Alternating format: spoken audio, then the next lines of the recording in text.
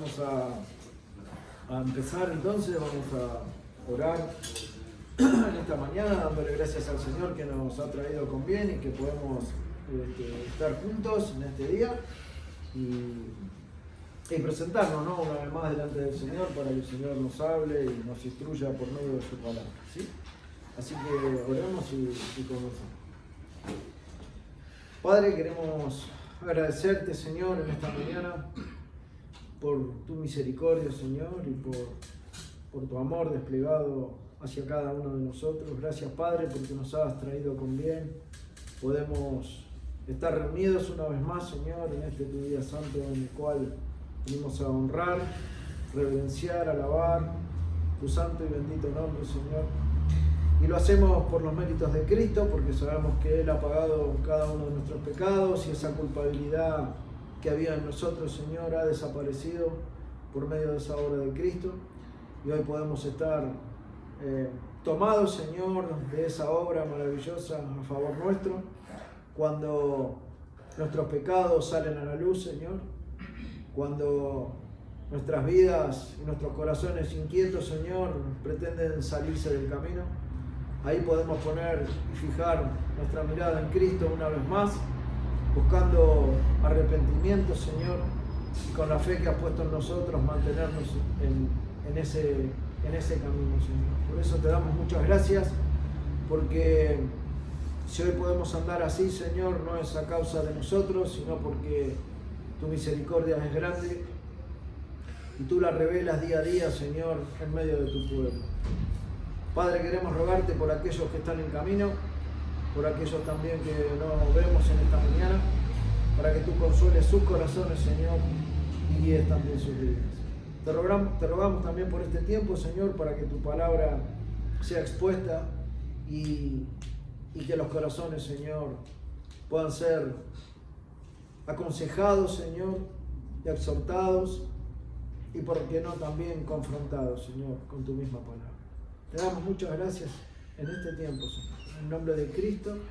Amén. Bueno, muy bien, hermanos. Vamos a comenzar con esta séptima enseñanza que tenemos. Ustedes saben que estamos viendo los 10 mandamientos. Y el domingo anterior empezamos a ver este mandamiento, que es el tercer mandamiento, el número 3, ¿no?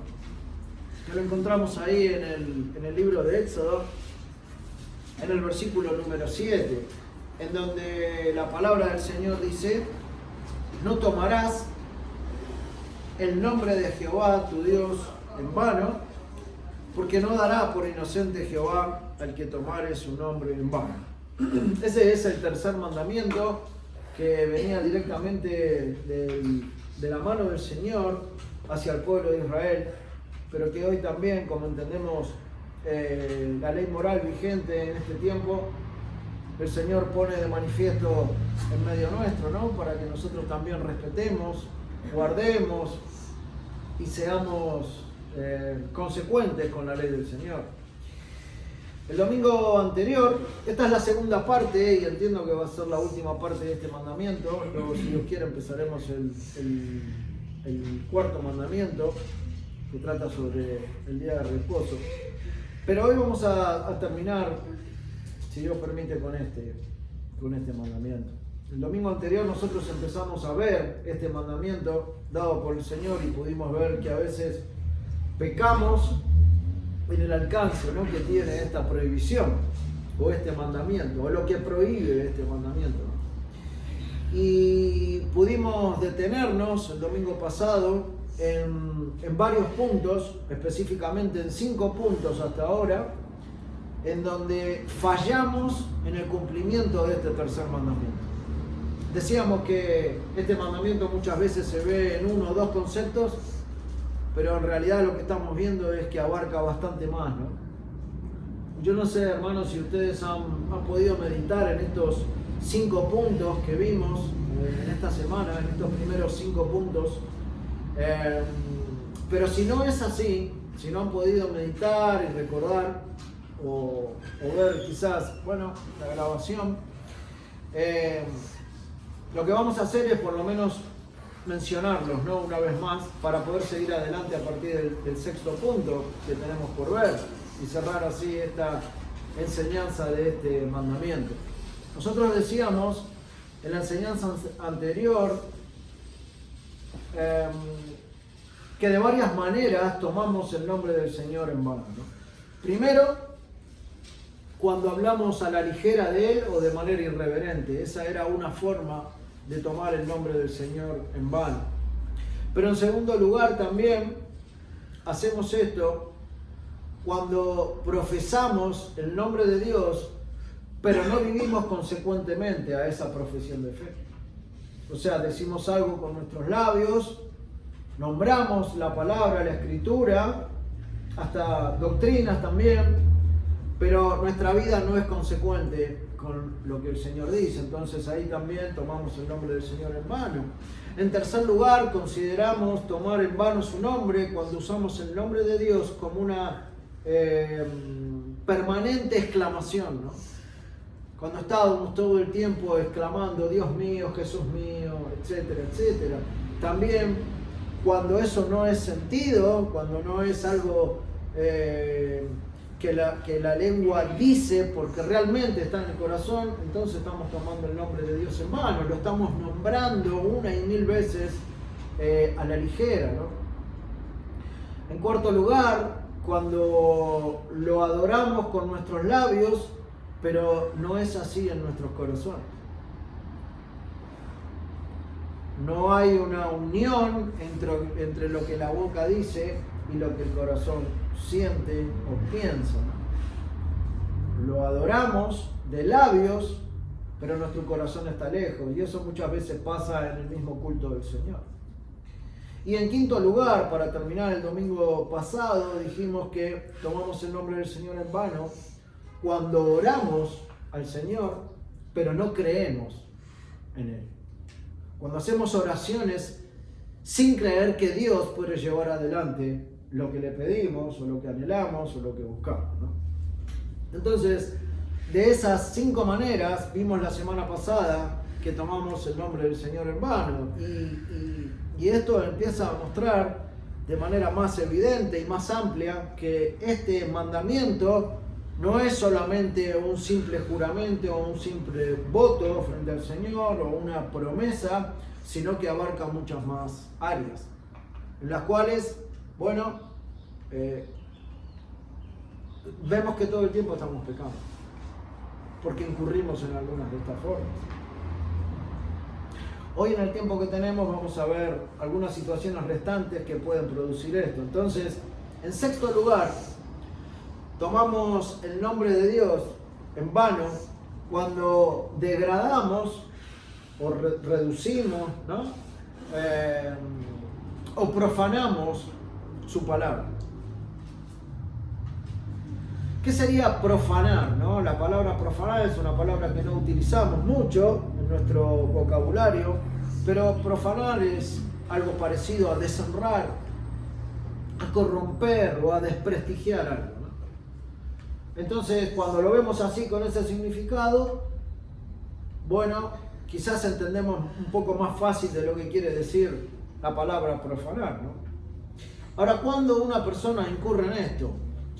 Cuando un hijo de Dios o alguien que pertenece al pueblo del Señor escucha que alguien, una persona del mundo, una persona malvada, impía, profana también, habla de la providencia de Dios, o se lo escucha hablar del cielo, o se lo escucha hablar de Dios mismo, en muchos de sus comentarios, nos resulta bastante chocante, ¿no? Bastante repulsivo, digamos. Y más si uno sabe cuál es la vida de esa persona, o cómo se maneja esa persona, cuál es su actitud, ¿no? Frente a la vida, o la manera pecaminosa en la que anda. Entonces lo que podemos ver en esa persona es una hipocresía en sus dichos, porque está hablando de Dios y de cuestiones de Dios o sobre Dios, pero la verdad es que nosotros sabemos, estamos hablando de personas que conocemos, ¿no? Perfectamente cuál es su obrar y su vida. Cuando alguien oye a uno de estas personas que se deleita en sus pecados, que está permanentemente andando en sus deseos, en su vida pecaminosa, y no le interesa en absoluto la palabra ni nada, pero a su vez y al mismo tiempo habla de religión o habla de Dios, es ofensivo. Es ofensivo para el Hijo de Dios, porque dice, pero ¿cómo esta persona? ¿Por qué? ¿Por qué hace esto, no? Si su vida es totalmente contraria. Cuando escuchamos la palabra de Dios o hablar de Dios en boca de alguien que está tomado, que está borracho, bueno, también eso es una mal, ¿no? No es nada lindo ver eso. Hace poco tuvimos una situación de este tipo, cuando salíamos el domingo que estuvimos en la reunión celebrando la cena del Señor con los hermanos ahí en Laguna, y cuando salimos estábamos hablando con unos hermanos y se acercó una persona que estaba tomada, ¿no?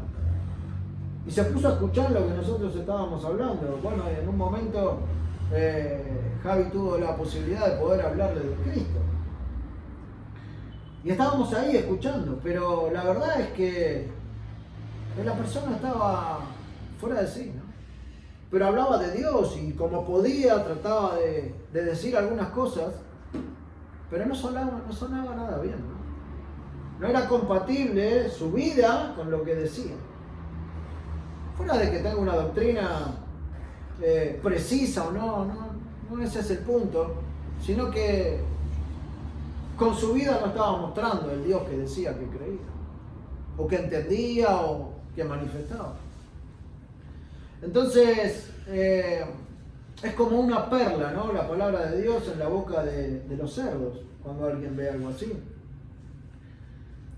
Por otro lado, también esto nos lleva a pensar de los que hablan burlonamente, ¿no?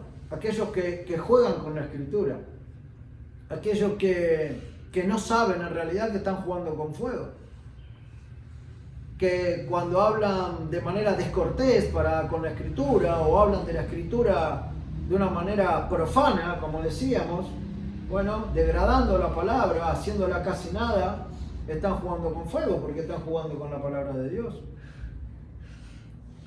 Y cuando alguien está jugando con la palabra de Dios, en realidad está mostrando un corazón sucio, un corazón desleal, un corazón descuidado, que puede tomar la palabra y manejarla o manipularla como le parece, y hasta con desprecio, ¿no? Aunque pareciera quizás muy espiritual.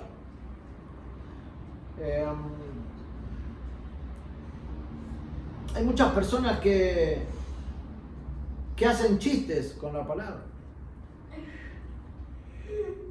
Hay muchas personas que prefieren perder sus almas antes que perder sus bromas, ¿no? Porque no entienden realmente lo que dice esa palabra, con la cual están haciendo chistes, ¿no? Cuando suceden todo este tipo de cosas, bueno, se está profanando la palabra de Dios y se toma el nombre de Dios en vano. Hoy en día nosotros conocemos una infinidad de chistes, ¿no? Sobre la palabra de Dios, de algunos pasajes o de algunas historias bíblicas. Y hay muchos que se dedican utilizan su tiempo, ¿no? Para buscar historias y encontrarle el sentido más gracioso a algún pasaje para convertirlo en algún chiste o algún cuento gracioso. Yo no estoy diciendo que el Hijo de Dios tiene que ser una persona triste, ni que tiene que ser una persona que no puede reírse, ni nada de esto, que no pueda hacer bromas o chistes sin intención de ofender a Dios, pero eso debe estar lejos de reírse de la palabra del Señor. Cuando ya ese es el arranque, ¿no? Pero cuando ya eso se transforma en una intención, o quizás puede encerrar una intención de ofender a Dios y a la Escritura, entonces uno está profanando la palabra. Tomar en poco o a manera de chiste la Escritura también tiene sus consecuencias. No es que el Señor no va a dar por inocente, ¿no? Como termina diciendo este mandamiento. En el capítulo 1 de Proverbios, en el versículo 26, dice: también yo me reiré en vuestra calamidad y me burlaré cuando viniere lo que teméis. Hay una cierta cantidad de consejos que se le da al hombre ahí en el primer capítulo de Proverbios, y cuando llega al versículo 26 dice: bueno, yo también me reiré, ¿no?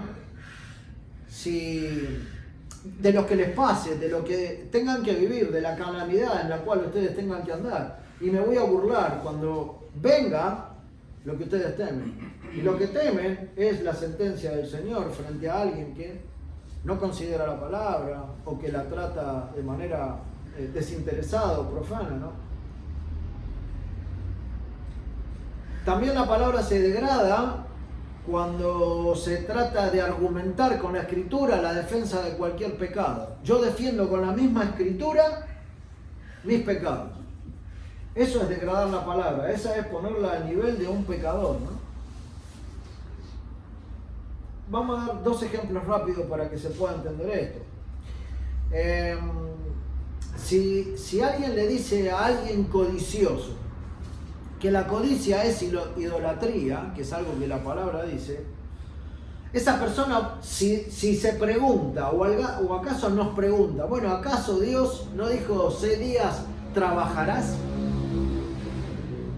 Y también dijo: quien no provee para su familia es peor que un incrédulo y ha perdido la fe. Esas pueden ser las respuestas de alguien que se le dice: vos sos un codicioso. Utiliza la palabra para justificar su pecado. Lo que está haciendo esta persona en realidad con esos argumentos es tratar de reforzar su codicia, usando la palabra. Usando pasajes bíblicos, ¿no? Para justificar su pecado. Y nosotros sabemos perfectamente a qué se refiere el Señor cuando dice 6 días trabajarás. No está hablando de reforzar ningún pecado, sino de un mandato que el Señor está dando. O si alguien, por ejemplo, que es a veces preso de la ira, se le dice que está pecando, puede responder un versículo muy conocido, ¿no? Pero la palabra dice: airaos, pero no pequéis. Como justificando también ese pecado en el cual anda. Bueno, son algunos ejemplos, ¿no? Que si están mal usados también caen en tomar el nombre de Dios en vano, porque Dios no está diciendo eso. Dios está formulando una apreciación o un argumento que tiene otro significado. No puedo tomar la palabra degradándola así, diluyéndola, aguándola de esa manera para justificar o reforzar una actitud o una forma propia de manejarse. Y otros degradan y profanan la palabra, adulterándola directamente, cambiándola o cambiándole el sentido directamente. Entonces, ayer escuchábamos en una conferencia que también hay muchos que van a la palabra con un pensamiento humano, ¿no? Entonces, en ese pensamiento humano, bueno, tratan de buscar en la palabra el hecho de que acompañe ese pensamiento. No dicen lo que dice la palabra, sino que sus pensamientos se presentan y son apoyados con alguna parte de la Escritura. Bueno, todas esas formas son formas de tomar el nombre de Dios en vano, porque no se está utilizando a la manera que Dios le envía la palabra. En séptimo lugar, cuando juramos por Dios. Y este es un punto que hay que analizar y ver qué es lo que se puede y de qué manera, ¿no? Hay que llevar adelante los juramentos. Y ahí sí entramos en uno de los puntos en los cuales nosotros generalmente encerramos este mandamiento. Juramentos y promesas, y nada más. Pero bueno, ya hemos visto algunos puntos más, pero ahora llegamos a este punto. Hay muchos que lamentablemente nombran el nombre de Dios cuando están haciendo un juramento. Después no le aparece ningún pensamiento de Dios en su vida. Solamente cuando se los escucha decir todo el tiempo. Te juro por Dios, te juro por Dios, te juro por Dios. O por el cielo, o por Cristo, o por lo que sea, ¿no? Lo que está prohibiendo el mandamiento es un tipo de juramento, entre tantas cosas que prohíbe cuando se habla de no tomar el nombre de Dios en vano. Está prohibiendo un juramento de tipo liberado, ¿no? Un juramento sin límites. Un juramento que se hace costumbre en el vocabulario de algunas personas, ¿no? Hacerlo así es tomar el nombre de Dios en vano, es tomar, como decir, te juro por la silla, te juro por este espacio, te juro por cualquier cosa, ¿no? Como si Dios fuera algo más.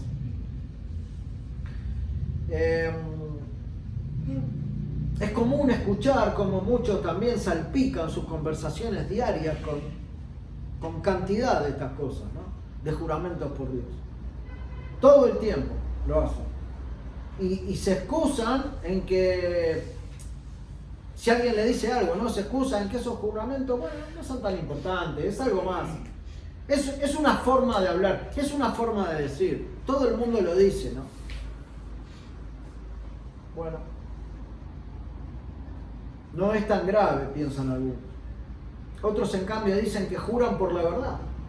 Bueno, yo sé que lo que estoy diciendo es verdad, por eso puedo jurar por esa verdad. Pero si se jura a la ligera, es pecado también. Es pecado.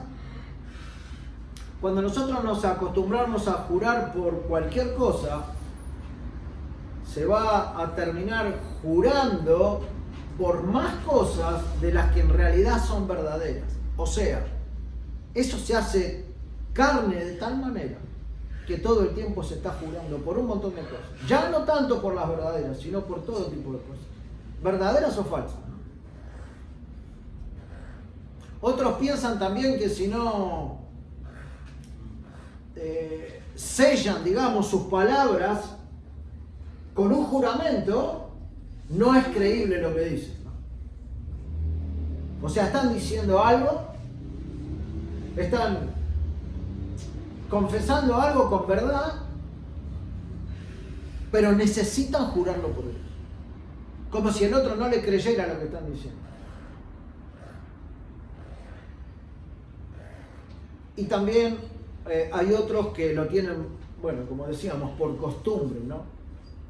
Pero no solamente lo tienen por costumbre, sino que esperan que Dios los perdone por eso. O sea, llevo adelante esta mala costumbre, que para mí no es tan mala, sino que no es tan grave.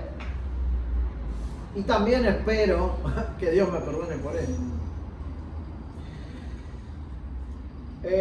Hay un capítulo, hermanos, ustedes saben que nosotros estuvimos transitando en 2 oportunidades por la confesión. Y cuando nosotros llegamos al capítulo 23 de la Confesión de Londres, este capítulo trata directamente sobre esto, ¿no? Trata sobre los juramentos y los votos lícitos. Y yo les quiero leer los primeros 4 párrafos que hablan sobre los juramentos para recordar esto. El párrafo 1 del capítulo 23 dice: un juramento lícito, uno real, uno que está bien delante de los ojos del Señor, es una parte de la adoración religiosa en la cual la persona que jura con verdad, con justicia y con juicio, y acá hago un paréntesis, porque el juramento tiene que encerrar estas cosas. Si yo voy a jurar por Dios, bueno, que sea en justicia, en verdad, en juicio. No puede ser de otra manera. Dice, solemnemente pone a Dios como testigo de lo que está jurando, o de lo que jura. Y para que le juzgue conforme a la verdad o a la falsedad de lo que jura. O sea que cuando uno hace un juramento y pone en el medio el nombre de Dios, si es verdad, bueno, Dios lo sabe. No tendrá consecuencias. Si es un juramento lícito, que encierra verdad, justicia y juicio. Pero si no es así, bueno, Dios también lo sabe y va a aplicar la segunda parte del mandamiento, ¿no? No dará por inocente. va a ser la sentencia de esa persona. El párrafo 3 dice, todo aquel que haga un juramento justificado por la palabra de Dios debe considerar seriamente la gravedad de un acto tan solemne. El tema de jurar, hermanos, no es un chiste, no es un comentario más, algo para quedar bien con la otra persona, algo para ser creíble, no es algo más. Es algo solemne, ¿no? Y no afirmar en el mismo acto solemne nada, sino lo que sepa que es verdad. O sea, si yo estoy seguro que lo que estoy diciendo es verdad absoluta, entonces, bueno, puedo hacerlo, es lícito. Pero si tengo alguna duda, si tengo algún cuestionamiento, si es algo que me parece o algo que creo que es así, entonces yo no puedo hacer un juramento por Dios. Sería tomar el nombre de Dios en vano, porque yo reconozco en mi interior que hay solo un creer, solo un parecer, solo un, ¿cómo decir? Bueno, no hay buena intención que esto sea así, entonces juro por Dios, pero no hay seguridad. Entonces dice, lo que sepa que es verdad, porque por juramentos temerarios, falsos y vanos se provoca al Señor, y por razón de ello la tierra se enluta. Cada vez que se toma el nombre del Señor en vano, y de esta manera, ¿no?, se está provocando al Señor. Se está provocando al Señor. Y el párrafo 4 dice, un juramento debe hacerse en el sentido claro y común de las palabras, sin equívocos y sin reservas mentales. Tiene que ser no algo ambiguo, no algo que quede ahí flotando y que el otro hasta se lleve cierta duda, ¿no? Porque estoy poniendo por testigo a Dios. Entonces esto o se hace como corresponde, o más vale no. Más vale que no. Entonces, siempre tenemos que dar gracias también al Señor por este documento que tenemos en la confesión, ¿no? Porque aclara tantas cosas con respecto a la dinámica y a la vida de iglesia. Y todo esto es extraído de la misma palabra, como saber. Entonces, cuando hacemos un juramento de esta manera, sin tener en cuenta el consejo de Dios al hacerlo, bueno, estamos tomando el nombre de Dios en vano. En octavo lugar, cuando vinculamos, ¿no?, cuando juntamos, cuando tratamos de unir el nombre de Dios a cualquier acción mala, también estamos tomando el nombre de Dios en vano. Si nosotros mencionamos o ponemos en el medio del pensamiento o de la conversación o de la acción a Dios con un propósito malo, con una finalidad mala, es tomar su nombre en vano también. Por razón de tiempo no lo vamos a poder ver, pero si ustedes después leen en el segundo libro de Samuel, en el capítulo 15, donde está la historia que narra o que habla cómo Absalón se subleva contra David. Cuando llega al versículo 7, en el capítulo 15 de 2 de Samuel, dice, yo te ruego me permitas, vaya a Hebrón, a pagar mi voto que he prometido a Jehová. Eso es lo que Absalón le pide al rey, ¿no? Te ruego que me permitas ir a Hebrón. Ahora, el punto de vista en esta historia no era una buena intención de Absalón, sino era ocultar la traición que iba a llevar adelante al rey. Y solamente esa era la finalidad de Absalón.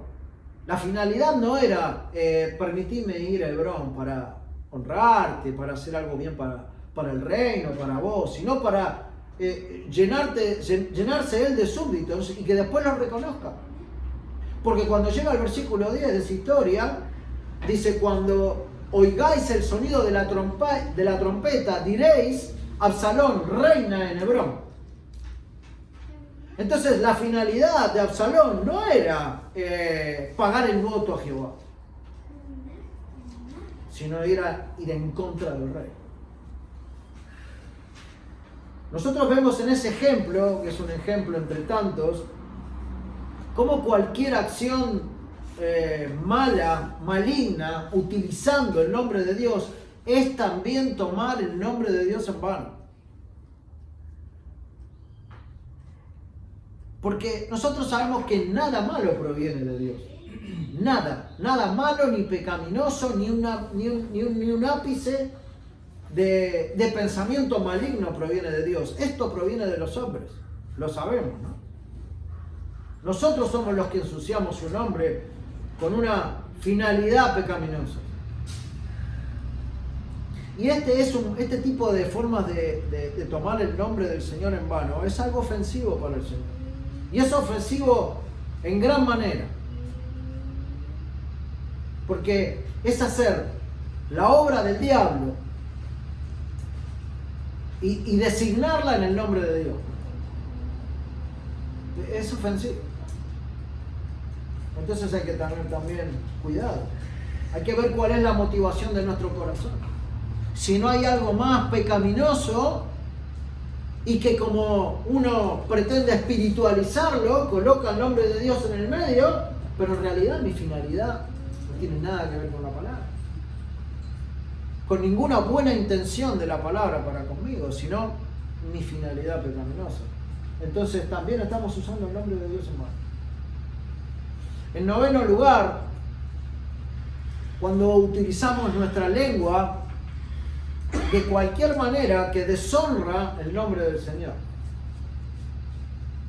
también se usa el nombre de Dios en vano. Esto va de la mano con lo que decíamos al principio sobre la lengua, cuando empezamos este mandamiento, ¿se acuerdan? Cuando usamos la lengua para soltar alguna maldición, en un arranque de ira, de enojo, o algún improperio, algo totalmente fuera de lugar, o también cuando soltamos una maldición para con nosotros mismos, ¿no? Si algo no es cierto, sabiendo que es falso. Por ejemplo, cuando alguien dice, bueno, que me caiga un rayo si no es verdad lo que estoy diciendo, y en realidad es mentira. Bueno, esa persona tendría que empezar a mirar para arriba, ¿no? Para correr bien rápido. Porque si Dios quiere castigar en ese mismo instante, podría enviarle lo que pide rápidamente, ¿no? Que el rayo le caiga. No va a ser la primera vez que pasa, al final vamos a ver algunos ejemplos que pude encontrar, pero cuando utilizamos nuestras lenguas de cualquier manera que deshonra el nombre de Dios, tenemos que pensar muy bien antes de hablar, hermanos, porque nuestra lengua es bastante fácil de evidenciar lo que tenemos dentro, ¿eh? Dijimos que era un órgano desobediente, ¿no? Es un órgano que nos puede dejar bien mal parados delante de Dios. Por lo tanto, si nuestra intención es deshonrar el nombre de Dios, bueno, también estamos incurriendo en el pecado. En décimo lugar, cuando hacemos promesas ilegítimas y a la ligera, y esto habla ya más específicamente del voto o de la promesa. Solamente cuando alguien se compromete a hacer lo que dice, se trata de un voto válido. Si la promesa que uno le hace a Dios, sea cual sea, lleva consigo un compromiso leal, firme, sincero, genuino, profundo, bueno, entonces es un voto válido. Luego se verá, ¿no? Si es así o no. Pero este es un punto en que nosotros caemos fácilmente, porque es verdad que cuando nosotros prometemos algo, creemos que podemos cumplirlo. O por lo menos esa es la idea, ¿no? En una buena intención. Que no va a haber ningún impedimento para cumplir lo que estoy prometiendo, o que voy a tener una buena disposición para cumplir lo que estoy prometiendo. Pero en verdad, cuando considero y empiezo a tomar conciencia de lo que prometí, o a lo que me comprometí, me doy cuenta que no tengo quizás mucho ánimo de hacerlo. O quizás no puedo hacerlo. O que no quiero hacerlo, en verdad. Entonces, cuando nosotros elevamos una promesa al Señor, la ponemos delante de Él. Bueno, primero, antes de abrir la boca, tenemos que pensar muy bien si tengo realmente esa disposición. Porque puede quedar en algo que prometemos al Señor y no cumplir. Pero si por el contrario a esto uno está verdaderamente comprometido con su promesa, con lo que le ha prometido al Señor, con total solicitud, digamos, por no dejar de cumplirle a Dios, entonces no está mal que lo haga. Puede hacerlo. Por ejemplo, si hay alguien que está enfermo y se compromete delante del Señor a vivir una vida más santa, si Dios le restituyera la salud, bueno, hágalo. Pero cumpla la promesa de Dios, porque si no es pecado.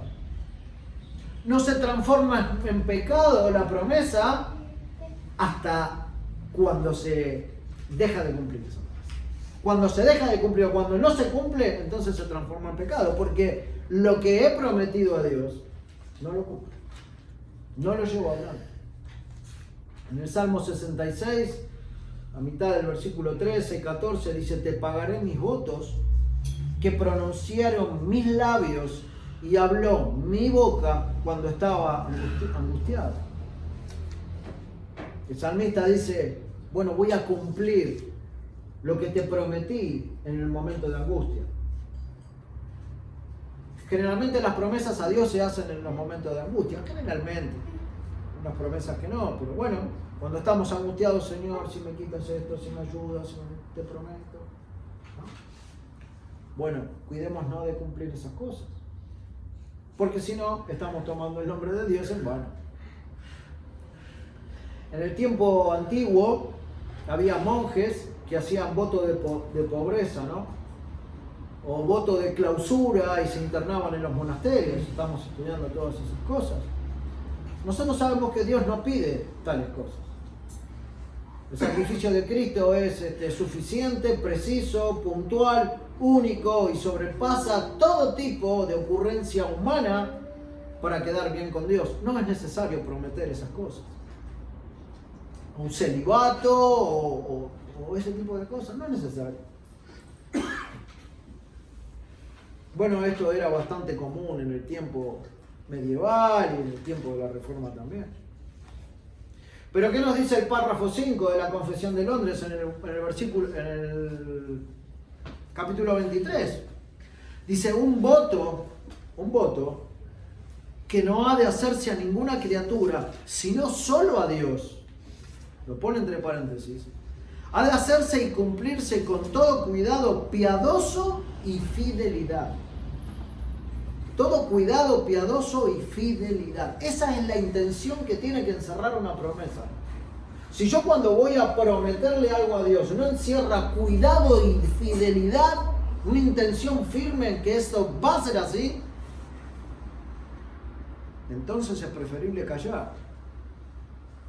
Y luego se refiere a los votos monásticos, ¿no? Pero por el contexto, cuando se escribió el documento de la confesión.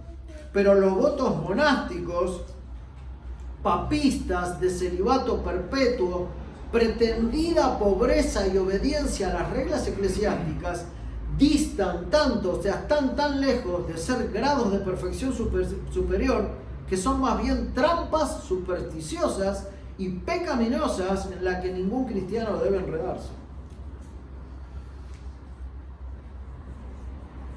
Yo no sé si hay alguno aquí que le va a prometer un celibato al Señor, no creo. Quizás no es nuestra realidad, pero yo quiero sacar el principio de lo que dice este párrafo y de lo que dice la palabra misma, ¿no? Si alguna promesa va a haber al Señor, si algún compromiso va a haber al Señor, si alguna fidelidad va a haber al Señor, y esto está con el nombre de Dios como marco y con el nombre de Dios como título en lo que estoy diciendo, lo tengo que cumplir. Porque si no, estoy tomando el nombre de Dios en vano. Porque no puedo, porque no quiero. Esa es la idea. Así que hay varias cosas para considerar en este mandamiento. En el punto número 11, podemos tomar el nombre del Señor en vano cuando hablamos mal de Dios. Habló el pueblo contra Dios, dice en Números 21:5. Hay ciertas ocasiones que no nos parece placentera o buena la providencia de Dios, ¿no? Para con nuestras vidas. No nos parece muy placentera. Y murmuramos contra Él. Como si Él nos tratara de manera cruel, ¿no? A nosotros. Cosa que no es así, porque somos el pueblo escogido de Dios, pero a veces pensamos así.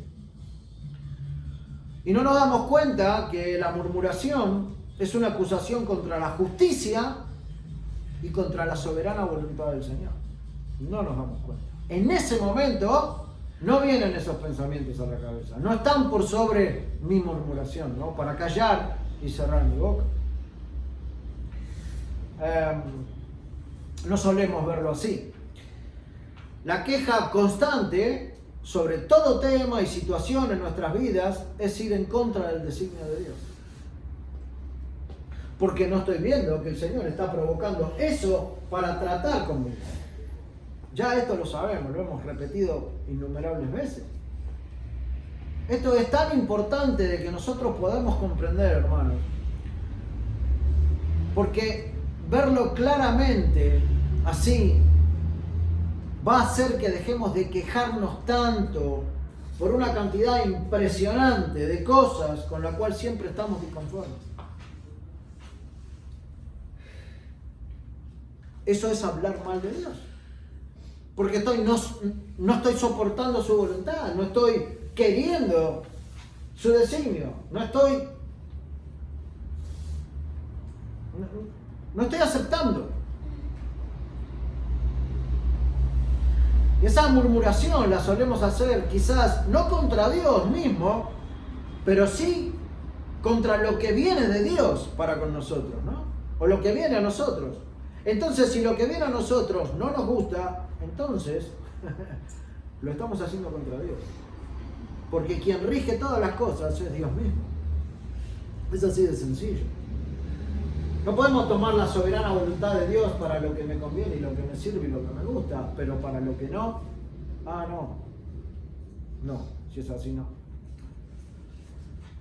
La murmuración es parte de un corazón orgulloso, que cree que tiene que recibir más o otra cosa mejor en vez de esto que tengo.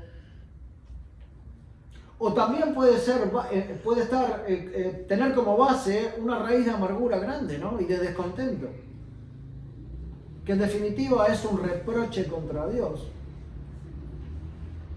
Porque cualquier descontento con nuestra vida es un reproche a Dios.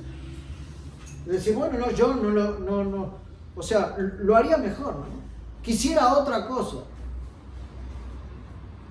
Bueno, cuando esto es así, se torna así. Tomamos su nombre en vano. Y esto es un pecado que Dios no tolera, ¿no? Números 14:27 dice: ¿hasta cuándo iré esta depravada multitud que murmura contra mí? Refiriéndose al pueblo. ¿Hasta cuándo el Señor tiene que tolerar Hay un pueblo rebelde, un pueblo que está desconsiderando la entrega de Dios para con ese pueblo, que murmura contra mí. Entonces, cuando pasa esto, hablamos mal de Dios. O pensamos mal de Dios, ¿no? Lo mismo. Y en último lugar, hermanos, para ir cerrando, cuando falseamos, no solamente cuando prometemos, sino cuando falseamos una promesa. Por ejemplo, cuando decimos algo como, bueno, si Dios me da vida o me permite vivir, haré tal o cual cosa, pero en el fondo no hay la menor intención de hacerlo. Ya no se trata de una cuestión de fidelidad y que el Señor me ayude a ser fiel en lo que prometí, sino que de entrada ya no hay intención de hacerlo. Es un simple palabrerío, ¿no? Las promesas que hacemos a Dios deben ser sagradas y deben ser inviolables. Esa es la idea, ¿no? No podemos hacerlo de otra manera. Sería una falsedad grande, hermano. Más vale no prometer nada.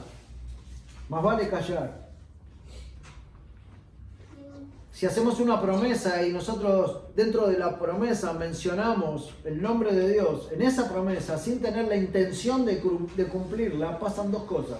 Primero, ¿crees que Dios no sabe la intención de tu corazón de no cumplir? ¿Realmente pensás que vamos a engañar a Dios así? ¿Y que vamos a quedar bien con Dios? De ninguna manera, hermano. De ninguna manera. No va a ser así. Y en segundo lugar, estarías cometiendo dos pecados. Dos en uno, ¿no? Un combo te haces. Un combo de sentencia de culpabilidad frente a Dios, ¿no? Estarías mintiendo y a la vez tomando el nombre de Dios en vano. Porque prometes algo de labios, pero no hay ninguna intención de cumplir lo que estás prometiendo.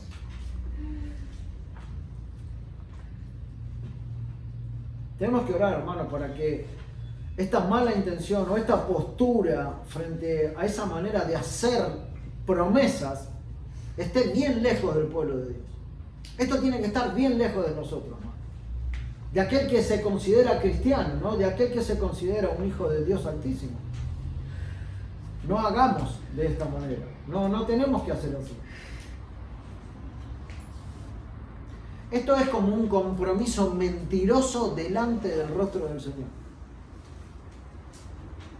Es como mentirle en la cara, en la misma cara de Dios. El punto es el primero que decíamos recién, no creemos que Dios va a ser engañado. Bueno, estas son solo algunas formas en las que tomamos a diario su nombre en vano, pero seguramente hay mucho más por desmenuzar, ¿no? Sin embargo, yo me preguntaba mientras que buscaba información y buscaba pensamientos sobre este mandamiento. ¿Cómo lo ven ustedes, hermanos?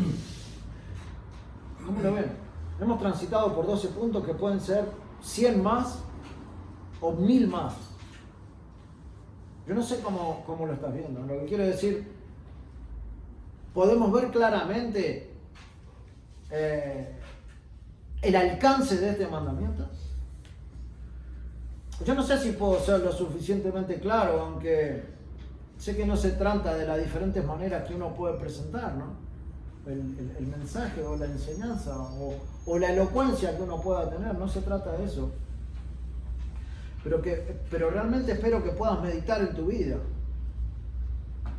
Porque nosotros faltamos a este mandamiento innumerables más veces de las que creemos.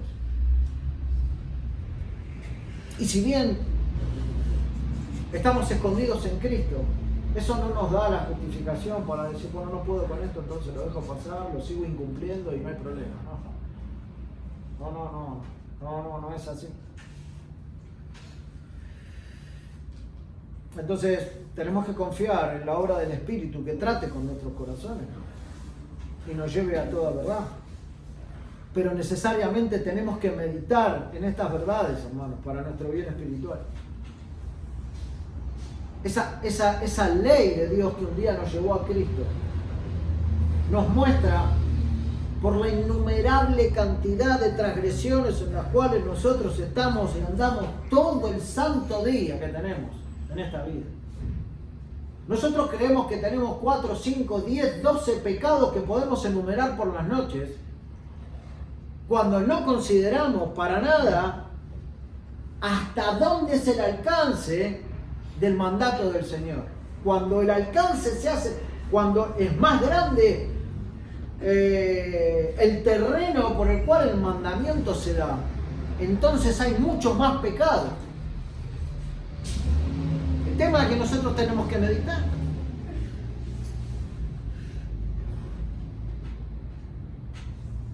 Algunas conclusiones finales. Recordemos la amenaza, porque hay una amenaza que tiene este mandamiento. El mandamiento termina diciendo: porque no dará por inocente Jehová el que tomare su nombre en vano. No dará por inocente. O sea, se vengará el Señor de la persona que actúe así. Se va a vengar. Dalo por hecho, porque lo dice el mandamiento. El acusado de esto va a ser hallado culpable de transgredir el mandato. ¿Podrá el Hijo de Dios venir a pedir perdón al Señor? Por supuesto, siempre está esa posibilidad. Y es por medio de Cristo. Perfecto. Pero no puede haber una práctica de este pecado. De ninguna manera, y menos aún en el Hijo de Dios. Cuando Dios dice que no dará por inocente, es como si nos estuviera poniendo un cerrojo en nuestra boca o en nuestras acciones para no referirnos a Dios sin temor, ¿no? Sin reverencia, o de manera irreverente, o de cualquier manera que deshonre su nombre. Esto es lo que está tratando de hacer el Señor, porque Él sabe cuál es nuestra condición de pecado. Entonces trata de ponernos un candado, ¿no?, en la boca, o en nuestras acciones, para no pecar de esta manera con el Señor. Y aunque los hombres en general tengan por inocentes a quienes hablan en el nombre del Señor así de manera vana, al mundo no le interesa, pero sí lo que juzga por medio de las leyes de los países son la muerte y el robo, pero esto no lo tienen en cuenta. Bueno, no quiere decir eso que Dios no vaya a sentenciar. Oh, sí lo va a hacer. Porque el nombre de Dios no se toma en vano. No se puede jugar con el nombre de Dios. Hay ocasiones en que Dios castiga los juramentos y las blasfemias en esta vida. Hay ocasiones. Y quiero darle algunos ejemplos claros que leí y que pude encontrar, ¿no?, para terminar. Relata una historia que en cierta ocasión en un país de Asia, en medio de una terrible tormenta, pero terrible, con truenos, relámpagos, vientos, había un soldado que empezó a lanzar con su boca juramentos de todo tipo y color. Bueno, dice que lo que pasó fue que la tormenta tan fuerte que era, arrancó un árbol y ese árbol lo aplastó y lo mató al mismo instante. Vaya a saber los juramentos que hacía, no especifica la historia, ¿no? Pero vaya a saber lo que estaba diciendo ese hombre. Otra historia cuenta que en la historia alemana se habla de un joven que acostumbraba a jurar y a inventar, ¿no?, nuevos juramentos. Y el Señor lo que hizo fue castigarlo con un tumor en la boca que lo llevó a la muerte. Porque se dedicaba a eso. A buscar y buscar la manera de jurar de una manera graciosa, como si fuera un chiste utilizar el nombre de Dios de esa manera, ¿no? Si nosotros vamos al Antiguo Testamento y vamos a otro ejemplo, ¿no? Yo se lo voy a leer en el capítulo 24, entre el versículo 10 y el versículo 16, dice: en aquel tiempo el hijo de una mujer israelita, el cual era hijo de un egipcio, salió entre los hijos de Israel. Y el hijo de la israelita y un hombre de Israel riñeron en el campamento. Y el hijo de la mujer israelita blasfemó el nombre y maldijo. Entonces lo llevaron a Moisés, y su madre se llamaba Selomit, hija de Dibri, de la tribu de Dan. Y lo pusieron en la cárcel hasta que le fuese declarado por palabra de Jehová. Y Jehová habló a Moisés diciendo: saca al blasfemo fuera del campamento, y todos los que lo oyeron pongan sus manos sobre la cabeza de él y apedréelo toda la congregación. Y a los hijos de Israel hablarás diciendo: cualquiera que maldijere a su Dios llevará su iniquidad. Y el que blasfemare el nombre de Jehová, nombre el cual no puede ser tomado en vano, ha de ser muerto, dice. Toda la congregación lo apedreará, así el extranjero como el natural, si blasfemare el nombre, que muera. Que muera. Esa va a ser la conclusión, ese va a ser el final de aquel que se maneje de esa manera. Otro de los ejemplos. Dios, al que blasfemaba, al que hablaba mal en el nombre del Señor, exigía lapidar a esa persona hasta la muerte. Dios lo exigía. Otra de las historias que encontré, un obispo arriano, no pude encontrar el nombre, pero era un seguidor de Arrio, blasfemaba todo el tiempo contra la Trinidad y la escarnecía también, ¿no? El Señor le envió 3 rayos y le produjo la muerte. Son castigos en la vida. Y después otro ejemplo que encontré, un tal Félix, un oficial, cuando veía los vasos sagrados de los sacramentos en donde se tomaba la cena del Señor, decía, así riéndose o haciendo un chiste, que en esos vasos se sirve al Hijo de María. Bueno, después de decir estas cosas varias veces, empezó a vomitar sangre por la boca y eso lo llevó a la muerte. Son algunos ejemplos, ¿no? Uno dice, oh, ¿pero qué es esto? Bueno, algunas cosas que han sucedido a causa de utilizar el nombre del Señor en vano. No va a dar por inocente el Señor a quien tomare su nombre en vano. Ahora, puede que Dios no lleve adelante sus juicios en esta vida sobre quienes profanan su nombre. Puede ser que nosotros ya no lo veamos de esa manera. O quizás puede haber algún juicio, pero no sabemos que vino por eso, ¿no? Puede pasar. Pero si no pasa en esta vida, se le va a reservar para una condenación eterna, ¿no? Para más adelante. Porque el Señor no va a remitir la culpa de este pecado. Porque dice que no dará por inocente al culpable, si no se arrepiente de esta maldad, ¿no? Sino que lo va a entregar a quien lo atormente eternamente, a Satanás mismo. Hermanos, nosotros tenemos que entender algo, ¿no? Si Dios justifica, no hay nadie que condene. No hay nadie que condene. Pero si Dios condena, no hay nadie que justifique. No va a haber nadie que justifique una condena dada por Dios. Una sentencia de no dar por inocente. Horrenda cosa es caer en manos del Dios vivo, dice Hebreos 10:31. Por esta razón, si podés ver tu condición, o que tu condición es esta, ¿no? Bueno, busca la misericordia del Señor, que es amplio en perdonar, lo sabemos. Tenés que buscar el rostro de Cristo, que vino a pagar la culpa de ese pecado que estás llevando adelante y a redimir el alma del pecador, ¿no? En Juan 3:36 dice: el que cree en el Hijo tiene vida eterna, pero el que rehúsa creer en el Hijo no verá la vida, sino que la ira de Dios está sobre él. Hay 2 puntos, ¿no? 2 situaciones, 2 condiciones del corazón. Ahora, puede que no seas de Cristo. Todavía puede que tu corazón ahí esté tambaleando, ¿no? En buscar a Cristo. Lo cual, si es así, debe llevarte de manera urgente, ¿no? A sus pies en busca de perdón.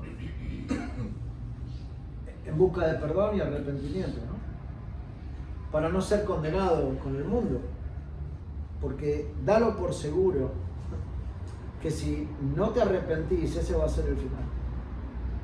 Eso es lo que declara la Biblia. Pero también puede ser que seas un cristiano que está siendo negligente en cuanto al cumplimiento de la ley, porque decís que ya estás justificado por Cristo, y es verdad, es así. Pero eso no quiere decir que eso te dé vía libre o semáforo en verde para no cumplir ningún mandamiento o utilizar el nombre de Dios en vano. Con lo cual necesitas también arrepentirte de ese pecado urgentemente también. En cualquiera de los dos casos, la respuesta siempre es Cristo. Y ese es el mensaje entre tantas cosas, tanto al pueblo de Dios como al que no pertenece al pueblo de Dios. Así que el Señor bendiga nuestras vidas, hermanos, para poder tener una comprensión más clara de lo que trata cada uno de los mandamientos. Vamos a seguir transitando, si Dios quiere empezaremos el cuarto mandamiento el domingo próximo, y creo que también nos va a llevar algunos domingos. Pero necesitamos del favor del Señor para poder ver nuestra realidad de manera clara, y si es necesario pedir perdón, bueno, el Señor está dispuesto a perdonar. Bien, hermanos, hasta aquí con este mandamiento. Vamos a orar y pasar al tiempo siguiente. Padre, te damos gracias, Señor, por tu santa palabra. Gracias porque en estos mandamientos, Señor, vemos tu carácter, y dentro de ellos vemos tu amor, Señor, hacia tu pueblo. En mandatos que deben deleitar nuestros corazones porque provienen de ti. Deben hacernos pensar, Señor, si estamos en falta frente a ti, y buscarte, Señor, con un corazón genuino, si es que esto es así, para que tú nos dirijas, Señor, a toda verdad, y arrepentirnos, Señor, de cada una de nuestras faltas. Gracias porque cuando vemos la amplitud de estos mandamientos, Señor, vemos la cruz aún más grande. Innumerables son nuestros pecados, Señor, día tras día. No los podemos contar, Señor. Incluso hasta los que pasan tan desapercibidos, hasta los que no vemos, Señor, se amplían de una manera clara cuando extendemos el alcance de tus mandatos. Y por lo tanto también se amplía el sacrificio de Cristo en la cruz. Se hace muchísimo más grande, Señor, porque vemos por cuánta cantidad de pecados Él tuvo que morir a favor de nosotros. Por eso, Padre, te damos muchas gracias y te rogamos, Señor, que nos ayudes a vivir vidas plenas, Señor, con una conciencia firme de no transgredir tu ley, sino de honrarte con lo poco que somos. Te agradecemos, Padre, por este tiempo y por este mandamiento. En el nombre de Cristo. Amén.